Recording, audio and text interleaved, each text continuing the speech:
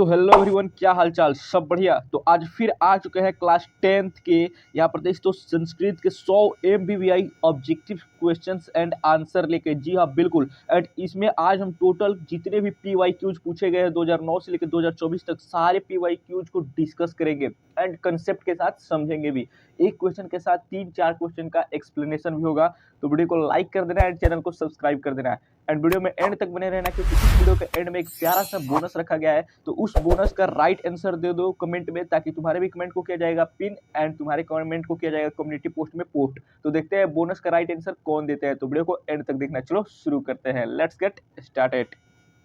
तो आओ प्यारे, सबसे पहले क्वेश्चन को देख लेते हैं। पहला क्वेश्चन यहाँ प्रदेश तो क्या कह रहा है, आचार का हनन किससे होता है, यानी कि आपके जो व्यवहार होते हैं उसका हनन किससे होता है, तो अलक्षण या कुलक्षण से।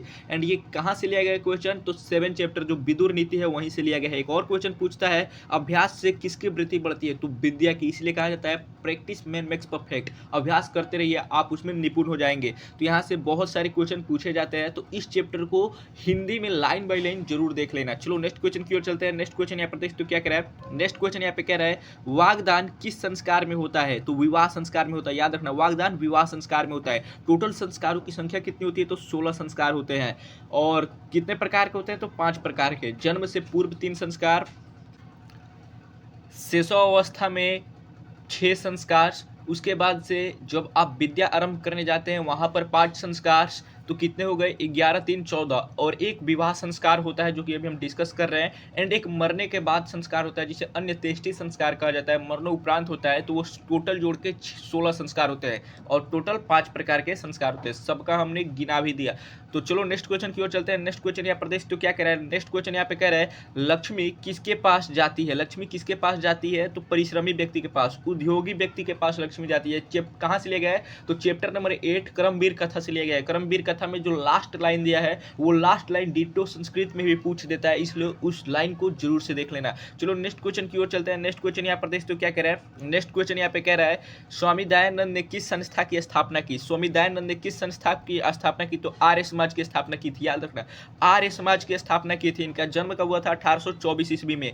और इन किस प्रकार का प्रकाशन किस में छपे थे, तो सत्यार्थ प्रकाशन में। और याद रखना, इन्हीं के नाम पे इनके अनुयायियों ने आगे चलकर DAV दयानंद एंग्लो वैदिक विश्वविद्यालय की भी स्थापना की थी। ये भी क्वेश्चन कई बार एग्जाम में आ चुका है। कब किया था, तो 1885 ईस्वी में। एंड आर्य समाज की स्थापना कब हुई थी, तो 1874 ईस्वी में। ये सारे क्वेश्चन बहुत इंपॉर्टेंट है, इनको देख लेना। चलो नेक्स्ट क्वेश्चन की ओर चलते हैं। नेक्स्ट क्वेश्चन यहाँ प्रदेश तो क्या कह रहा है, नेक्स्ट क्वेश्चन यहाँ पे कह रहा है राम मंदाकिनी की शोभा किसको दिखा रहे हैं, तो सीता जी को दिखा रहे हैं। और सीता जी को किन किन नामों से संबोधित करते हैं, हे विशालाक्षी सीते, मतलब हे बड़ी नयनों वाली सीते, हे सीते, हे शोभनीय सीते, इन नामों से वो उनको संबोधित करते हैं। ये भी 2 नंबर में पूछा जाता है कि किन नामों से संबोधित करते हैं, तो इनको भी याद रखना।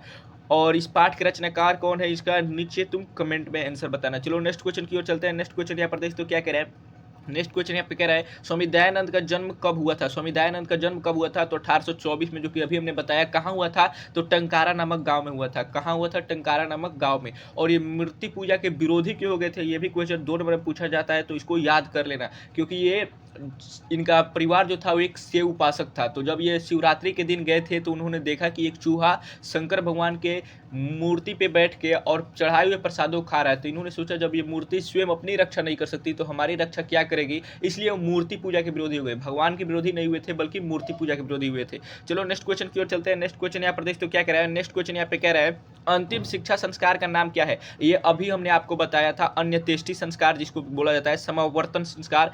यहाँ पर अंतिम शिक्षा संस्कार है, सॉरी, तो शिक्षा संस्कार में होता है समावर्तन संस्कार। जब गुरु के गृह से जो छात्र होता है वो निकलने वाला होता है तो गुरु से कुछ उपदेश देते हैं, कुछ बातें बताते हैं, जैसे सत्य बोलना, धर्म की राह पर चलना। तो उस संस्कार को कहा जाता है समावर्तनम संस्कार। और मरने के बाद जो संस्कार होता है वो 16 संस्कारों में सबसे अंतिम संस्कार होता है। ये शिक्षा संस्कार का सबसे अंतिम संस्कार है, समावर्तन संस्कार। चलो नेक्स्ट क्वेश्चन की ओर चलते हैं। नेक्स्ट क्वेश्चन यहाँ प्रदेश तो क्या कह रहा है, नेक्स्ट क्वेश्चन यहाँ पे कह रहा है यह संपूर्ण संसार किसके द्वारा अनुशासित है। तो ये पहला ही चैप्टर मंगलम पाठ के पाठ परिचय से लिया गया है, तो परमात्मा के द्वारा अनुशासित है।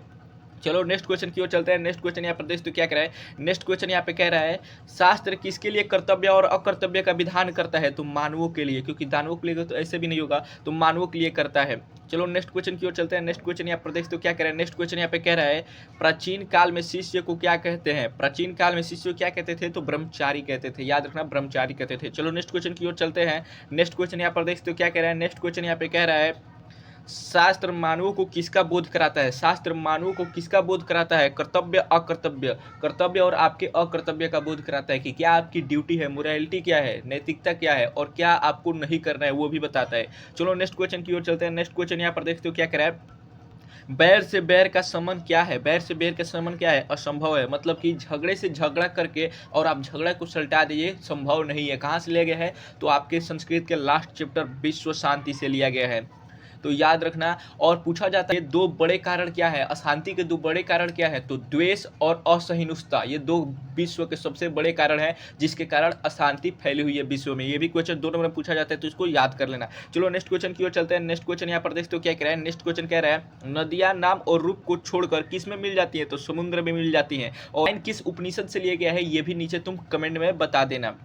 चलो नेक्स्ट क्वेश्चन की ओर चलते हैं। नेक्स्ट क्वेश्चन यहाँ पर देखते हो क्या कह रहा है, नेक्स्ट क्वेश्चन यहाँ पे कह रहा है महान से भी महान क्या है, महान से भी महान क्या है, तो आत्मा होती है, महान से भी महान आत्मा होती है। और छोटा से भी छोटा क्या है, तो आपकी आत्मा भी है, छोटा से भी छोटी और महान से भी महानतम। चलो नेक्स्ट क्वेश्चन की ओर चलते हैं। नेक्स्ट क्वेश्चन यहाँ पर देखते हो क्या कह रहा है, नेक्स्ट क्वेश्चन यहाँ पे कह रहा है किसकी विजय नहीं होती है, किसकी विजय नहीं होती है, असत्य की विजय नहीं होती है। सत्यमेव जयते नान्यतम सत्येन पंतबितो देवेन, यानी सत्य की विजय होती है और असत्य कभी नहीं जीतता। तो चलो नेक्स्ट क्वेश्चन की ओर चलते हैं। नेक्स्ट क्वेश्चन यहाँ पर देखते हो क्या कह रहा है, नेक्स्ट क्वेश्चन यहाँ पे कह रहा है राजशेखर का प्रमुख काव्य ग्रंथ कौन है, राजशेखर का प्रमुख काव्य ग्रंथ कौन है, तो काव्य मीमांसा है, याद रखना काव्य मीमांसा है। और एक और पूछा जाता है कि कूटनिम्ताख्य किनकी रचना है, तो याद रखना दामोदर गुप्त की है, कूटनिम्ताख्य किनकी रचना है, तो दामोदर गुप्त की है। ये दोनों रचना बहुत इंपॉर्टेंट है पाटलिपुत्र चैप्टर के, तो इनको याद कर लेना। चलो नेक्स्ट क्वेश्चन की ओर चलते हैं। नेक्स्ट क्वेश्चन यहाँ पर देखते हो क्या कह रहा है, नेक्स्ट क्वेश्चन यहाँ पे कह रहा है आलसशाला में आग कब लगाई गई, आलसशाला में आग कब लगाई गई, जब चारों आलसी क्या कर रहे थे, सो रहे थे, जब चारों आलसी सो रहे थे। चलो नेक्स्ट क्वेश्चन की ओर चलते हैं। नेक्स्ट क्वेश्चन यहाँ पर देखते हो क्या कह रहा है, नेक्स्ट क्वेश्चन यहाँ कह रहा है समाज की गाड़ी कैसे चलती है, समाज की गाड़ी कैसे चलती है, तो पुरुष और नारियों से, पुरुष और नारियों से। समाजस्य यानम, नारीस्य गाड़ी चलती, मतलब कि समाज की जो गाड़ी होती है वो पुरुष और नारी दोनों के पहिए रूप से चलती है। चलो नेक्स्ट क्वेश्चन की ओर चलते हैं। नेक्स्ट क्वेश्चन यहाँ पर देखते हो क्या कह रहा है, नेक्स्ट क्वेश्चन यहाँ पे कह रहा है विभिन्न जाति और धर्म के लोग भारत में कैसे रहते हैं, तो एकत्व भाव से रहते हैं, क्योंकि ये हमारा उद्देश्य भी यही है, वसुधैव कुटुंबकम, उदार चरिता नाम वसुधैव कुटुंबकम, यानी पूरा विश्व ही हमारा परिवार है, इसीलिए हम सबको एक भाव से देखते हैं, तो एकत्व भाव से। चलो नेक्स्ट क्वेश्चन की ओर चलते हैं। नेक्स्ट क्वेश्चन यहाँ पर देखते हो क्या कह रहा है, नेक्स्ट क्वेश्चन यहाँ पे कह रहा है पुंसौनन संस्कार कब होता है, कब होता है, तो याद रखना जन्म से पहले, गर्भाधारण के समय जन्म से पहले होते हैं। और यहाँ पर देखते हो अन्य तेष्टि संस्कार जिसे दाह संस्कार भी कहा जाता है वो मरणोपरांत होता है।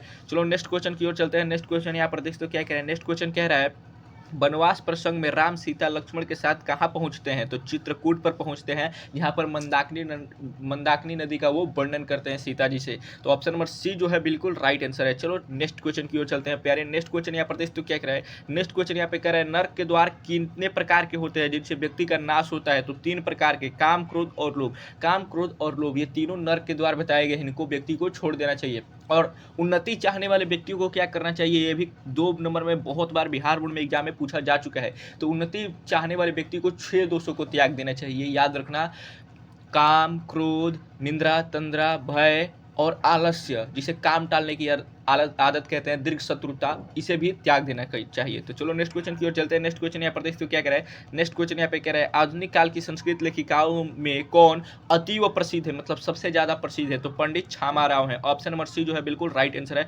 पंडित छामा राव सबसे प्रसिद्ध है। चलो नेक्स्ट क्वेश्चन की ओर चलते हैं। एंड यहाँ से भी क्वेश्चन पूछा जाता है 4 आधुनिक काल की कवित्रियों का नाम बताए, तो याद जरूर से कर लेना। वस्तुतः इस समय संसार किस महासागर के कुल मध्य स्थित देख रहा है, तो अशांति के महासागर के बीच में है। ऑप्शन नंबर सी बिल्कुल राइट आंसर है। चलो नेक्स्ट क्वेश्चन की ओर चलते हैं। नेक्स्ट क्वेश्चन यहाँ पर देखते हो क्या कह रहा है, नेक्स्ट क्वेश्चन यहाँ पे कह रहा है परपीड़न किस लिए होता है, परपीड़न किस लिए होता है, पाप के लिए होता है, तो ऑप्शन नंबर जो बी है बिल्कुल राइट आंसर है। चलो पहले नेक्स्ट क्वेश्चन की ओर चलते हैं। नेक्स्ट क्वेश्चन यहाँ पर देखते हो पटना का इतिहास कितना पुराना है? पटना का इतिहास 2500 वर्ष पुराना है। ये पाटलिपुत्र वैभव पाठ में दिया गया है, तो 2500 वर्ष पुराना है। चलो नेक्स्ट क्वेश्चन की ओर चलते हैं। नेक्स्ट क्वेश्चन यहाँ प्रदेश तो क्या कह रहा है? अभी ये क्वेश्चन हमने आपको बताया भी, कुटनिमताक्य किनकी रचना है? तो दामोदर गुप्त की रचना है। ऑप्शन नंबर बी बिल्कुल राइट आंसर है। चलो नेक्स्ट क्वेश्चन की ओर चलते हैं। नेक्स्ट क्वेश्चन यहाँ प्रदेश तो क्या कह रहा है?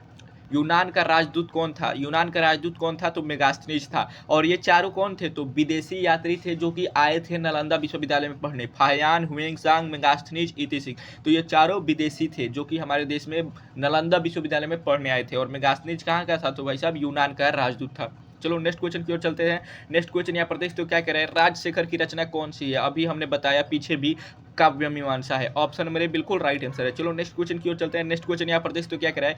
कौमुदी महोत्सव किस ऋतु में मनाया जाता है? एंड ये बिहार बोर्ड का one of the most important objective question है जो कि कई बार आ चुका है। तो कौमुदी महोत्सव शरद ऋतु में मनाया जाता है। शरद ऋतु में मनाया जाता है, याद रखना, शरद ऋतु में मनाया जाता है, गुप्त वंश में मनाया जाता है और दुर्गा पूजा की तरह ही एक ये त्योहार होता है, गुप्त वंश यानी कि चंद्रगुप्त मौर्य के समय। चलो नेक्स्ट क्वेश्चन की ओर चलते हैं। नेक्स्ट क्वेश्चन यहाँ प्रदेश तो क्या कह रहा है? नेक्स्ट क्वेश्चन कह रहा है कंत मरात्मके त्वयि विश्वास की किसकी उक्ति है? किसने कहा? तो पथिक ने कहा। किसने कहा? पथिक ने कहा कि मैं तुम्हें नहीं मारूंगा, तुम मुझ पर विश्वास करो।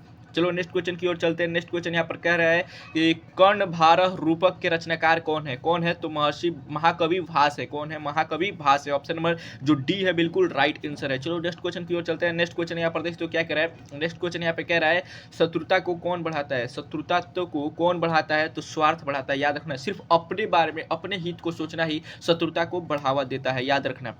चलो नेक्स्ट क्वेश्चन की ओर चलते हैं। नेक्स्ट क्वेश्चन यहाँ पर देख तो क्या कह रहा है? नेक्स्ट क्वेश्चन यहाँ पे कह रहा है बृहत संहिता के रचनाकार कौन है? बृहत संहिता के रचनाकार कौन है? तो ब्राह्ममिहिर जी हैं, ब्राह्ममिहिर जी हैं। और आर्यभट्ट जो कि एक महान गणितज्ञ थे, उन्होंने क्या लिखा है? तो उनकी रचना है आर्यभट्टियम। ये भी क्वेश्चन कई बार PYQs में पूछे जा चुके हैं, तो इन दोनों क्वेश्चन को यहीं पे डिस्कस कर लो। चलो नेक्स्ट क्वेश्चन की ओर चलते हैं। नेक्स्ट क्वेश्चन यहाँ पर देख तो क्या कह रहा है? नेक्स्ट क्वेश्चन कह रहा है नदियाँ समुद्र में कैसे मिलती हैं? तो जैसे विद्वान अपने नाम और रूप को त्याग कर उस परमपिता परमात्मा में मिल जाते हैं, ठीक उसी प्रकार नदियाँ अपने नाम और रूप को त्याग कर कहाँ मिल जाती है? समुद्र में मिल जाती है, तो नाम और रूप को छोड़कर। चलो नेक्स्ट क्वेश्चन की ओर चलते हैं। नेक्स्ट क्वेश्चन यहाँ पर देख तो क्या कह रहा है? नेक्स्ट क्वेश्चन कह रहा है ऋष्यादि परिणीत को क्या कहते हैं? क्या कहते हैं? तो कृतक कहते हैं। ऑप्शन नंबर सी बिल्कुल राइट आंसर है। चलो नेक्स्ट क्वेश्चन की ओर चलते हैं। नेक्स्ट क्वेश्चन यहाँ पर देख तो क्या कह रहा है? नेक्स्ट क्वेश्चन यहाँ पे कह रहा है मीमांसा दर्शन के रचनाकार कौन है? मीमांसा दर्शन के रचनाकार कौन है? तो जैमिनी जी हैं। कौन है? जैमिनी जी हैं। तो मीमांसा दर्शन के रचनाकार जैमिनी जी हैं। चलो नेक्स्ट क्वेश्चन की ओर चलते हैं। नेक्स्ट क्वेश्चन यहाँ पर देख तो क्या कह रहा है? नेक्स्ट क्वेश्चन यहाँ पे कह रहा है प्राचीन काल में शिष्यों क्या कहा जाता था? तो ब्रह्मचारी कहा जाता था। चलो नेक्स्ट क्वेश्चन की ओर चलते हैं। नेक्स्ट क्वेश्चन यहाँ पर देख तो क्या कह रहा है? नेक्स्ट क्वेश्चन यहाँ पे कह रहा है नीति श्लोक का पाठ किस ग्रंथ से संकलित है? नीति श्लोक का पाठ किस ग्रंथ से संकलित है? तो विदुर नीति से। याद रखना, विदुर नीति से, जो कि आपके 7वां चैप्टर है। इसमें टोटल 10 श्लोक दिए गए हैं। इन 10 श्लोकों को अगर हिंदी में समझना चाहते हो, क्योंकि यहाँ से सबसे ज्यादा ऑब्जेक्टिव क्वेश्चन पूछे जाते हैं, तो नीचे कमेंट कर दो।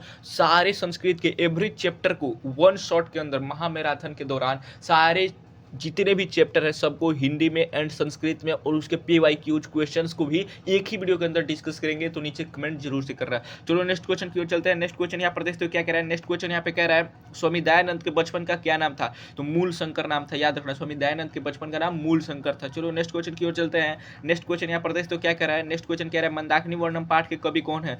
अभी हमने एक क्वेश्चन आपसे पूछा था, तो यहाँ पर हम बता भी दे रहे हैं, तो महर्षि वाल्मीकि हैं, जिन्होंने की रामायण लिखा है। रामायण का ही एक भाग है मंदाकिनी वर्णम।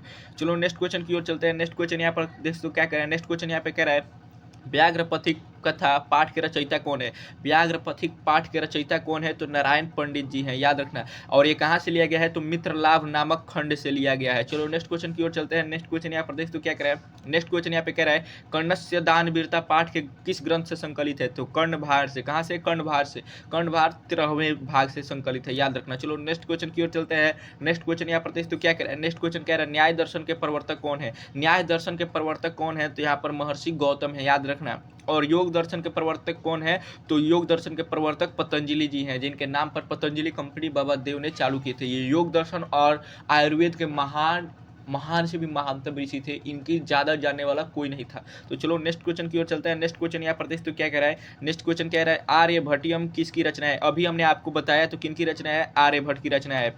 और चरक क्या थे? तो चरक, सुश्रुत, ये सब आयुर्वेद के जनकार थे, बहुत बड़े आयुर्वेदाचार्य थे। चलो नेक्स्ट क्वेश्चन की ओर चलते हैं। नेक्स्ट क्वेश्चन यहाँ पर देख तो क्या कह रहा है? नेक्स्ट क्वेश्चन यहाँ पे कह रहा है नीति श्लोक का पाठ में परम श्रेय किसे कहा गया है? धर्म को। परम श्रेय किसे कहा गया है? धर्म को कहा गया है। चलो नेक्स्ट क्वेश्चन की ओर चलते हैं। नेक्स्ट क्वेश्चन यहाँ पर देख तो क्या कह रहा है, विनय किसका नाश करता है, तो क्रोध का नाश करता है, आकृति को नाश करता है। विनय, विनय मतलब झुकना, भाव रखना किसी के प्रति, तो उसे किससे नाश होता है, आकृति का नाश होता है, याद रखना।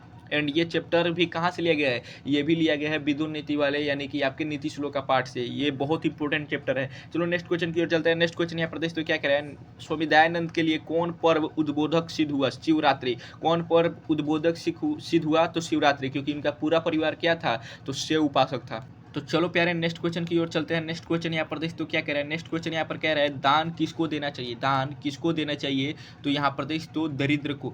और यहाँ से 2 नंबर वाला क्वेश्चन पूछा जाता है कि सात्विक दान क्या है, तो सात्विक दान ऐसा दान जिसको जरूरत है, दान की आवश्यकता है रियलिटी में और सही समय पर दिया गया हो, उसी दान को सात्विक दान कहा जाता है। नहीं तो आजकल दिखावे में लोग किसी को भी दान दे देते हैं, तो वो सात्विक दान नहीं है, उस दान से कोई पुण्य मिलने वाला नहीं है। तो चलो नेक्स्ट क्वेश्चन की ओर चलते हैं। नेक्स्ट क्वेश्चन यहाँ पर देख तो क्या कह रहा है, नेक्स्ट क्वेश्चन यहाँ पे कह रहा है अपने और पराये की गणना कौन करता है, अपने और पराये की गणना कौन करता है, तो संकुचित हृदय वाला, जिसका हृदय छोटा हो। और हम लोग जो कि उदार चरितनाम वसुधैव कुटुंबकम की प्रेरणा रखते हैं, तो हमारा हृदय कैसा होता है, विशाल हृदय वाले लोग हैं, हम सबको एकत्व भाव से स्वीकार करते हैं। तो ऑप्शन नंबर बी बिल्कुल राइट आंसर होगा। एंड यहाँ पर 50 क्वेश्चन हमने बहुत ही इंपॉर्टेंट डिस्कस कर लिए हैं। इसमें से तुमने कितने सही किए नीचे कमेंट करके जरूर बताना। एंड वीडियो थोड़ा सा भी अच्छा लगा होगा एंड हेल्पफुल लगा होगा तो अपने किन्हीं 3 दोस्तों के पास जरूर से शेयर कर देना मेरे भाई। बस इतना ही काम करना है, दूसरा कुछ नहीं करना है। चलो नेक्स्ट क्वेश्चन की ओर चलते हैं। नेक्स्ट क्वेश्चन यहाँ पर देख तो क्या कह रहा है, निश्चिति किस लकार का रूप है, निश्चिति किस लकार का रूप है, तो लोट लकार का रूप है। तो ऑप्शन नंबर सी बिल्कुल राइट आंसर होगा। चलो नेक्स्ट क्वेश्चन की ओर चलते हैं। नेक्स्ट क्वेश्चन यहाँ पर देख तो क्या कह रहा है, नेक्स्ट क्वेश्चन कह रहा है कुरु किस लकार का रूप है, कुरु किस लकार का रूप है, तो लोट लकार का रूप है। ऑप्शन नंबर सी बिल्कुल राइट आंसर होगा। चलो प्यारे नेक्स्ट क्वेश्चन को देखते हैं। नेक्स्ट क्वेश्चन यहाँ पर देख तो क्या कह रहा है, नेक्स्ट क्वेश्चन यहाँ पे कह रहा है पित्रा किस विभक्ति का रूप है, पित्रा किस विभक्ति का रूप है, तो तृतीय विभक्ति का रूप है। ऑप्शन नंबर सी जो है बिल्कुल राइट आंसर होने वाला है। चलो नेक्स्ट क्वेश्चन की ओर चलते हैं। नेक्स्ट क्वेश्चन यहाँ पर देख तो क्या कह रहा है, लता शब्द के तृतीय बहुवचन में क्या होगा, क्या होगा, तो लता भी होगा, लता भी होगा। ऑप्शन नंबर सी बिल्कुल राइट आंसर है। चलो नेक्स्ट क्वेश्चन की ओर चलते हैं। नेक्स्ट क्वेश्चन यहाँ पर देख तो क्या कह रहा है, नेक्स्ट क्वेश्चन कह रहा है अनेन पद का मूल रूप क्या है, ईदम, अनेन पद का मूल रूप क्या है, ईदम। ऑप्शन नंबर बी बिल्कुल राइट आंसर होगा एंड पुलिंग के लिए। चलो नेक्स्ट क्वेश्चन की ओर चलते हैं। नेक्स्ट क्वेश्चन यहाँ पर देख तो क्या कह रहा है, हिमालयात गंगा प्रभवती में कौन सी विभक्ति है, तो पंचमी विभक्ति है, याद रखना पंचमी विभक्ति है, जैसे बलकात होता है वैसे ही हिमालयात। चलो नेक्स्ट क्वेश्चन की ओर चलते हैं। नेक्स्ट क्वेश्चन यहाँ पर देख तो क्या कह रहा है, नेक्स्ट क्वेश्चन यहाँ पे कह रहा है हिमालयात गंगा प्रभवती में कौन सा सूत्र है, याद रखना तो भूवः प्रवश्च सूत्र है यहाँ पर। ऑप्शन नंबर बी बिल्कुल राइट आंसर है।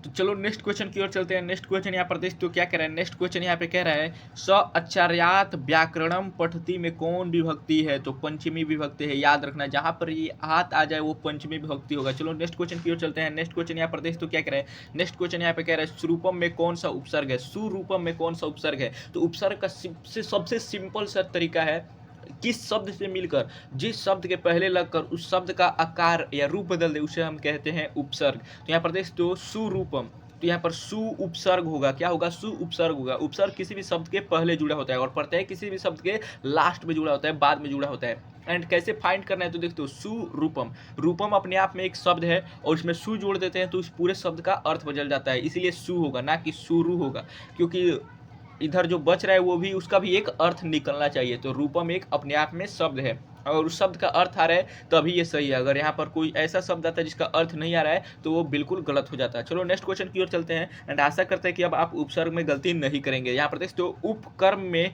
कौन सा उपसर्ग है, तो देखो उप धन क्रम, क्रम अपने आप में एक शब्द है, सही शब्द है, इसीलिए यहाँ पर क्या उपसर्ग होगा, उप उपसर्ग होगा। तो ऑप्शन नंबर डी बिल्कुल राइट आंसर है। चलो नेक्स्ट क्वेश्चन की ओर चलते हैं। नेक्स्ट क्वेश्चन यहाँ पर देखते हो क्या कह रहा है, नेक्स्ट क्वेश्चन कह रहा है परि के योग से बना शब्द बनता है, कौन होता है, तो परिणितः। यहाँ पर देख तो ऑप्शन नंबर ए जो है बिल्कुल राइट आंसर है। यहाँ पर प्रतिवाद में प्रति उपसर्ग लगा है, प्रस्थानम में स्थानम एक शब्द है उसमें प्र जुड़ गया है तो ये प्र उपसर्ग है, और यहाँ पर पराजय में तो जय अपने आप में एक शब्द है वहाँ पर प्रा उपसर्ग जुड़ गया है तो पराजय हो गया। चलो नेक्स्ट क्वेश्चन की ओर चलते हैं। नेक्स्ट क्वेश्चन यहाँ पर देख तो क्या कह रहा है, नेक्स्ट क्वेश्चन यहाँ पे कह रहा है यशस्विना के धन ये से कौन शब्द बनेगा, तो यशस्विनी, कौन शब्द बनेगा, यशस्विनी। ऑप्शन नंबर जो ए है बिल्कुल राइट आंसर है। चलो नेक्स्ट क्वेश्चन की ओर चलते हैं। नेक्स्ट क्वेश्चन यहाँ पर देख तो क्या कह रहा है, नेक्स्ट क्वेश्चन यहाँ पर फिर वैसा ही है तो देख तो वैसा ही राइट आंसर हो जाएगा तेजस्विनी। क्या होगा, तेजस्विनी, तेजस्विनी और इंग रूप जब भी जुड़ जाता है तो कौन सा बन जाता है, तेजस्विनी। चलो नेक्स्ट क्वेश्चन की ओर चलते हैं। नेक्स्ट क्वेश्चन यहाँ पर देख तो क्या कह रहा है, नेक्स्ट क्वेश्चन यहाँ पर वही है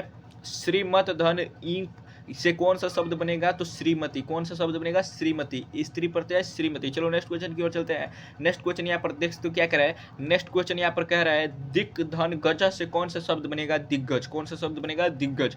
चलो नेक्स्ट क्वेश्चन की ओर चलते हैं। नेक्स्ट क्वेश्चन यहाँ पर देख तो क्या कह रहा है, नेक्स्ट क्वेश्चन यहाँ पे कह रहा है अच धन अंतः में कौन शब्द बनेगा, कौन शब्द बनेगा, तो अजंतः शब्द बनेगा। ऑप्शन नंबर ए बिल्कुल राइट आंसर है। एंड ऐसे क्वेश्चन को एलिमिनेशन मेथड से करना चाहिए, क्योंकि कौन सा ऑप्शन सही नहीं हो सकता है उसको पहले ही छाट दो, और जो सही होगा वो ऑटोमेटिक लास्ट में निकल कर आ जाएगा। जगत धन नाथ से कौन सा शब्द बनेगा, तो जगन्नाथ। तो यहाँ पर देखते हो कौन सा शब्द यहाँ पर दिखाई दे रहा है, तो यहाँ पर ये नहीं हो सकता है, जगतनाथ नहीं होगा, क्योंकि डिट्टो का डिट्टो वही शब्द नहीं हो सकता है आंसर में, कभी भी याद रखना। ये व्यंजन संधि है, कभी भी संधि का क्वेश्चन आए और ये अगर प्लस को हम मिटा दें और डिटो का डिटो वैसा ही शब्द लिखा हो तो वो आंसर कभी हो ही नहीं सकता। जैसे यहाँ पर भी लिखा है, ये भी नहीं होगा। दो आंसर ऐसे ही चले गए आपका, देख सकते हो। उसके बाद से ये जगन्नाथ हो जाएगा। ऑप्शन नंबर सी बिल्कुल राइट आंसर। चलो नेक्स्ट क्वेश्चन की ओर चलते हैं। नेक्स्ट क्वेश्चन यहाँ पर देखते हो क्या कह रहे हैं, नेक्स्ट क्वेश्चन कह रहा है अहीन कुलम में कौन सा समास है, अहीन कुलम में कौन सा समास है। तो जब दोनों पद प्रधान हो तो उसे क्या कहते हैं, द्वंद्व समास। जब दोनों पद प्रधान हो, दोनों की समान प्रधानता हो, जैसे कि दाल भात, जैसे हम लोग बोलते हैं दिन रात, सुबह शाम, ये सब कौन समास है, द्वंद्व समास, जिनमें दोनों पद की प्रधानता होती है। चलो नेक्स्ट क्वेश्चन की ओर चलते हैं। नेक्स्ट क्वेश्चन यहाँ पर देखो क्या कह रहा है, नेक्स्ट क्वेश्चन क्या कह रहा है, महापुरुष में कौन सा समास है, महापुरुष में कौन सा समास है। महा है जो पुरुष, महान है जो पुरुष, जहां पर भी है जो आ जाए, है जो, वो क्रमधारय समास होता है, याद रखना। महान है जो पुरुष, वो महापुरुष है। तो यहाँ पर जहां पर भी है जो आ जाए उसे क्या कहते हैं, महापुरुष। और जहां पर भी कर्ता रूप आ जाता है, जैसे कि उसको हम बोलते हैं तत्पुरुष समास। जहां पर भी कर्ता रूप आ जाए उसे हम बोलते हैं तत्पुरुष समास। जैसे राजपुत्र यानी कि राजा का बेटा, किसका बेटा, राजा का बेटा, तो ये कैसा समास होगा, तत्पुरुष समास, जिसमें उत्तर पद प्रधानता होती है।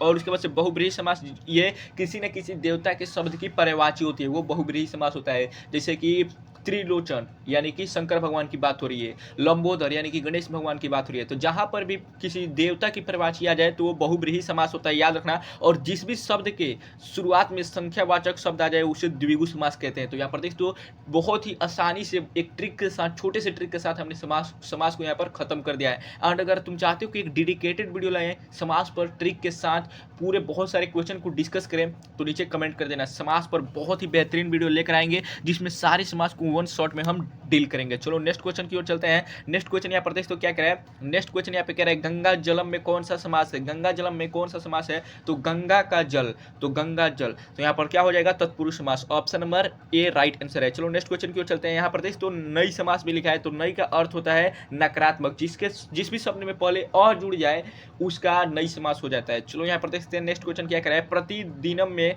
का विग्रह करे, प्रतिदिनम का विग्रह क्या करे, तो क्या होगा, तो हो जाएगा दिनम दिनम यति, दिनम दिनम यति माने कि प्रत्येक दिन। चलो नेक्स्ट क्वेश्चन की ओर चलते हैं। नेक्स्ट क्वेश्चन यहाँ पर देखते हो क्या कह रहा है, नेक्स्ट क्वेश्चन यहाँ पे कह रहा है अव्ययी भाव समास का सही उदाहरण है। अव्ययी भाव समास का सही उदाहरण है, तो क्या होगा, तो जिस भी शब्द के पहले उपसर्ग जुड़ा हुआ होता है वो अव्ययी भाव समास होता है। जैसे यथा, प्रति, पर, ये सब शब्द अगर जुड़े होते हैं तो वो अव्ययी भाव समास होता है। एंड अगर डेडिकेटेड वीडियो चाहते हो समास पे तो नीचे कमेंट करो, बहुत जल्दी हम वीडियो लेकर आ जाएंगे। चलो नेक्स्ट क्वेश्चन की ओर चलते हैं। नेक्स्ट क्वेश्चन यहाँ पर देखते हो क्या कह रहा है, नेक्स्ट क्वेश्चन यहाँ पे कह रहा है रामेण स सीता वनम गतवती, वाक्य में रेखांकित रामेण में तृतीय विभक्ति विधायक सूत्र है, क्या सूत्र है, तो सहार्थे तृतीया है। ऑप्शन नंबर ए बिल्कुल राइट आंसर है। चलो नेक्स्ट क्वेश्चन की ओर चलते हैं। नेक्स्ट क्वेश्चन यहाँ पर देखते हो क्या कह रहा है, नेक्स्ट क्वेश्चन यहाँ पे कह रहा है मनः धन रथ की संधि होगी, क्या होगी, तो मनोरथ होगी। मनारथ कोनो शब्द नहीं होता, इसका कोई अर्थ नहीं होता, तो ऐसे ही गलत हो जाएगा। मनोरथ, रात कहाँ से हो जाएगा, यहाँ पर आ की मात्रा कैसे आ जाएगी, तो ये भी गलत हो जाएगा। और मन रथ, यहाँ पर प्लस का चिन्ह हटा दे और डिट्टो का डिट्टो वैसा ही शब्द बन जाए तो वो भी नहीं होता है। तो एलिमिनेशन मेथड से आसानी से तुम सारे संधि के क्वेश्चन को कर सकते हो। तो मनोरथ ऑप्शन नंबर बी बिल्कुल राइट आंसर हो जाएगा। चलो नेक्स्ट क्वेश्चन की ओर चलते हैं। नेक्स्ट क्वेश्चन यहाँ पर देखते क्या कह रहा है, नेक्स्ट क्वेश्चन यहाँ पर कह रहा है नयनम का संधि विच्छेद क्या होगा, तो ने धन अनम, नयनम। ऑप्शन नंबर जो बी है बिल्कुल राइट आंसर होगा। चलो नेक्स्ट क्वेश्चन की ओर चलते हैं। नेक्स्ट क्वेश्चन यहाँ पर देखते क्या कह रहा है, नेक्स्ट क्वेश्चन यहाँ पे कह रहा है अधन ई से कौन सा वर्ण बनेगा, अधन ई से कौन सा वर्ण बनेगा, तो ए वर्ण बनेगा। यहाँ पर देख तो अ और बड़ी ई से ए बनता है और अ छोटी ई से ए वर्ण बनता है।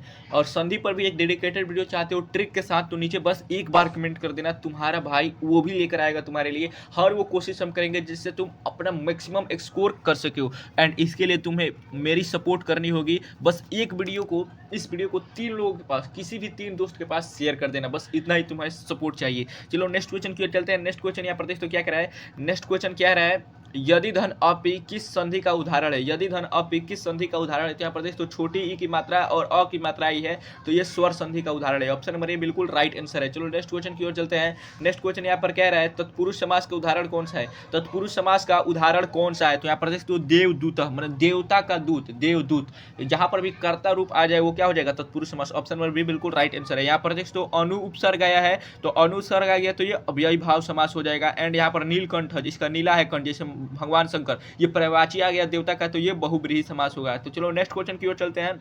नेक्स्ट क्वेश्चन यहाँ प्रदेश तो क्या कह रहा है? नेक्स्ट क्वेश्चन कह रहा है अपवर्गे तृतीय सूत्र का उदाहरण कौन सा है? तो यहाँ प्रदेश तो तेन मशीन व्याकरणम पठितम, तो ऑप्शन नंबर डी बिल्कुल राइट आंसर होगा। चलो नेक्स्ट क्वेश्चन की ओर चलते हैं। नेक्स्ट क्वेश्चन यहाँ प्रदेश तो क्या कह रहा है? बाणेन विधः का समस्त पद कौन सा है? बाणेन विधः का समस्त पद कौन सा है? तो बाण विधः, बाण विधः है, तो ऑप्शन नंबर सी बिल्कुल राइट आंसर है। चलो नेक्स्ट क्वेश्चन की ओर चलते हैं। यहाँ प्रदेश तो क्या कह रहा है? नेक्स्ट क्वेश्चन कह रहा है मानव पद में किस तद्धित प्रत्यय का प्रयोग हुआ है? तो अन प्रत्यय का उपयोग हुआ है। ऑप्शन नंबर ए बिल्कुल राइट आंसर है। चलो नेक्स्ट क्वेश्चन की ओर चलते हैं। नेक्स्ट क्वेश्चन यहाँ पे क्या कह रहा है? गुरुवः प्रश्नम पृच्छन्ति, रेखांकित पद में कौन सी विभक्ति है? तो प्रथमा विभक्ति है। गुरुवः में कौन सी विभक्ति है? तो प्रथमा विभक्ति है। चलो नेक्स्ट क्वेश्चन की ओर चलते हैं। नेक्स्ट क्वेश्चन यहाँ पर क्या कह रहा है? रागी किस विभक्ति का रूप है? सप्तमी विभक्ति का रूप है। रागी किस विभक्ति का रूप है? तो सप्तमी विभक्ति। ऑप्शन नंबर बी बिल्कुल राइट आंसर है। चलो नेक्स्ट क्वेश्चन की ओर चलते हैं। नेक्स्ट क्वेश्चन यहाँ प्रदेश से क्या कह रहा है? अस्मद सर्वनाम का सब का षष्ठी विभक्ति है अस्माकम, क्या होगा? अस्माकम। ऑप्शन नंबर ए बिल्कुल राइट आंसर है। चलो प्यारे नेक्स्ट क्वेश्चन की ओर चलते हैं। नेक्स्ट क्वेश्चन यहाँ प्रदेश तो क्या कह रहा है? नेक्स्ट क्वेश्चन यहाँ पे कह रहा है नदीसु गंगा का पवित्रताम अस्ति, नदीसु गंगा पवित्रताम अस्ति, वाक्य में रेखांकित पद में कौन सी विभक्ति है? तो सप्तमी विभक्ति है। नदीसु में कौन सी विभक्ति है? तो सप्तमी विभक्ति है। चलो नेक्स्ट क्वेश्चन की ओर चलते हैं। नेक्स्ट क्वेश्चन यहाँ प्रदेश तो क्या कह रहा है? नेक्स्ट क्वेश्चन कह रहा है भवामी किस धातु का रूप है? भवामी भू धातु का रूप है। ऑप्शन नंबर ए बिल्कुल राइट आंसर होगा। चलो नेक्स्ट क्वेश्चन की ओर चलते हैं। नेक्स्ट क्वेश्चन यहाँ प्रदेश तो क्या कह रहा है? नेक्स्ट क्वेश्चन कह रहा है जही किस लकार का रूप है? लोट लकार का रूप है। जही किस लकार का रूप है? तो लोट लकार का। चलो नेक्स्ट क्वेश्चन की ओर चलते हैं। नेक्स्ट क्वेश्चन यहाँ प्रदेश तो क्या कह रहा है? नेक्स्ट क्वेश्चन यहाँ पे कह रहा है सव्यघ्रात विभेति, रेखांकित पद में किस लकार का प्रयोग हुआ है? तो लट लकार का प्रयोग हुआ है। ऑप्शन नंबर बी बिल्कुल राइट आंसर है। चलो नेक्स्ट क्वेश्चन की ओर चलते हैं। नेक्स्ट क्वेश्चन यहाँ प्रदेश तो क्या कह रहा है? पाणिपदाम किस समास का उदाहरण है? तो द्वंद्व समास का उदाहरण है। जैसे देख सकते हो हाथ और पैर, हाथ पैर, दिन रात, सुबह शाम, ये सब द्वंद्व समास के उदाहरण है। चलो नेक्स्ट क्वेश्चन की ओर चलते हैं। नेक्स्ट क्वेश्चन यहाँ प्रदेश तो क्या कह रहा है? नेक्स्ट क्वेश्चन यहाँ पे कह रहा है पीत अम्बरम यस्य सह का समस्त पद क्या होगा? पीताम्बर, पीताम्बर। मतलब क्वेश्चन यहाँ प्रदेश तो क्या कह रहा है? नेक्स्ट क्वेश्चन यहाँ पे कह रहा है त्रिभुवनम में कौन सा समास है? त्रिभुवनम में कौन सा समास है? तो त्रि मतलब तीन, यहाँ पर गिनती आ चुका है पहले ही संख्यावाचक शब्द, तो ये द्विगु समास होगा। ऑप्शन नंबर ए बिल्कुल राइट आंसर है। अब समास में कोई दिक्कत नहीं होगा। चलो नेक्स्ट क्वेश्चन की ओर चलते हैं। नेक्स्ट क्वेश्चन यहाँ प्रदेश तो क्या कह रहा है? नेक्स्ट क्वेश्चन कह रहा है राजन शब्द के षष्ठी बहुवचन का रूप कौन सा होगा? राज्ञम होगा। ऑप्शन नंबर बी बिल्कुल राइट आंसर है। चलो नेक्स्ट क्वेश्चन की ओर चलते हैं। नेक्स्ट क्वेश्चन यहाँ प्रदेश तो क्या कह रहा है? नेक्स्ट क्वेश्चन यहाँ पे कह रहा है अनुच्छेद का संधि विच्छेद क्या होगा?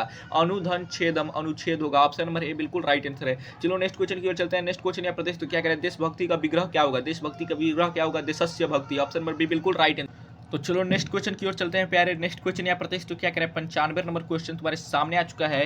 कविषु कालिदास श्रेष्ठ अस्ति, वाक्य में रेखांकित पद सप्तमी विभक्ति विधायक सूत्र है, यतश्च निर्धारणम है। ऑप्शन नंबर ए बिल्कुल राइट आंसर है। कविषु मतलब कवि कालिदास श्रेष्ठ थे, सबसे श्रेष्ठ है। तो यहाँ प्रदेश तो 96 नंबर प्रश्न क्या कह रहा है? श्री डैश डैश डैश नमः रिक्त स्थान की पूर्ति किस पद से होगी? श्री गणेशाय नमः। ये तो हर एक हिंदू सनातनी को याद होगा। ऑप्शन नंबर बी बिल्कुल राइट आंसर है। चलो नेक्स्ट क्वेश्चन की ओर चलते हैं। नेक्स्ट क्वेश्चन यहाँ प्रदेश तो क्या कह रहा है? नेक्स्ट क्वेश्चन कह रहा है अभिज्ञान पद में किस उपसर्ग का प्रयोग हुआ है? तो अभि उपसर्ग का प्रयोग हुआ है। ऑप्शन नंबर ए बिल्कुल राइट आंसर है। चलो नेक्स्ट क्वेश्चन की ओर चलते हैं। नेक्स्ट क्वेश्चन यहाँ प्रदेश तो क्या कह रहा है? नेक्स्ट क्वेश्चन कह रहा है अति उपसर्ग में से निर्मित शब्द है अत्यंत, क्या शब्द है? अत्यंत, अति धन अत्यंत। चलो ऑप्शन नंबर बी बिल्कुल राइट आंसर है। नेक्स्ट क्वेश्चन को देख लेते हैं। नेक्स्ट क्वेश्चन यहाँ पर क्या कह रहा है? नेक्स्ट क्वेश्चन कह रहा है गत्वा में प्रयुक्त प्रत्यय है। गत्वा में प्रयुक्त प्रत्यय क्या है? तो वत्वा है। तो यहाँ प्रदेश तो ऑप्शन नंबर ए बिल्कुल राइट आंसर है। चलो नेक्स्ट क्वेश्चन की ओर चलते हैं। नेक्स्ट क्वेश्चन यहाँ प्रदेश तो क्या कह रहा है? नेक्स्ट क्वेश्चन यहाँ पर लास्ट क्वेश्चन जो तुम्हारे कंप्यूटर स्क्रीन पे आ चुका है, गच्छन्तम बालकम पश्य, रेखांकित पद में प्रयुक्त प्रत्यय है तो श्रतु प्रत्यय है। ऑप्शन नंबर ए बिल्कुल राइट आंसर है यहाँ पर। तो यहाँ पर हमने 100 MBBI क्वेश्चंस को डिस्कस कर लिया है। एंड अब तुम वो बोनस क्वेश्चन आ रहा है जिसका तुम इंतजार कर रहे थे, उस बोनस क्वेश्चन का आंसर नीचे कमेंट में बताओ एंड तुम भी विनर बन जाओ। तो बोनस वाला क्वेश्चन देख तो प्यारे यहाँ पर क्या कह रहा है, जिसका इंतजार था तुम्हें। तो यहाँ पर देख तो बोनस वाला क्वेश्चन कह रहा है मंगलम पाठ के प्रथम श्लोक कहाँ से लिया गया है। तो ऑप्शन नंबर ए है कंठ उपनिषद से, ऑप्शन नंबर बी मुंडको उपनिषद से, ऑप्शन नंबर सी ईशावास्य उपनिषद से, ऑप्शन नंबर डी इनमें से कोई नहीं। तो नीचे इसका राइट आंसर कमेंट करो एंड तुम भी जीत जाओ एंड विनर बन जाओ। एंड थोड़ा सा भी वीडियो हेल्पफुल लगा होगा तो वीडियो को शेयर कर देना एंड एक लाइक, प्यारा सा लाइक कर देना एंड नीचे एक प्यारा सा कमेंट कर देना। तो मिलेगा तुम्हारा भाई कल, तब तक मिलते हैं अगले वीडियो में। जय हिंद।